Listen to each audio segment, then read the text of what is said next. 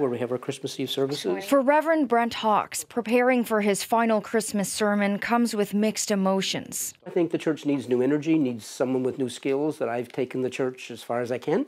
This year, his message reflects those feelings. Tonight, the theme is gifts and how I've been really blessed for the last 40 years to pastor this church. Over his career, there has been a monumental shift in the LGBTQ community in Canada, and Hawkes has been at the forefront of change. Brent Hawkes, a homosexual minister, goes on a month-long fast to protesting Toronto's controversial bathhouse raids in the early 1980s. Duly married in the eyes of God and in accordance with the laws of our land.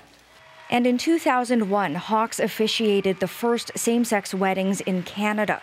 Using a legal loophole, he pushed the province of Ontario to recognize same-sex unions. It paved the way for same-sex marriage to be legalized across the country. The reality is that most of the opposition to gay rights around the world is religious-based. And, I've always felt that a religious attack requires a religious response.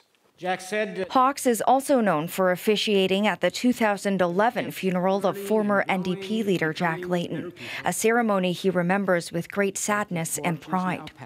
More recently, Hawkes' personal life has made headlines. He faced sexual assault allegations dating back to the 1970s. A Nova Scotia judge found him not guilty in January. I hope that I would be judged by the work that I've done. Even though he's retiring, Hawkes is continuing his activism in the LGBTQ community. The unemployment rate is very high for transgender people, can't get jobs, and the poverty rate is very high. Seniors are worried about having to go into a senior's home and all of a sudden having to go back into the closet again.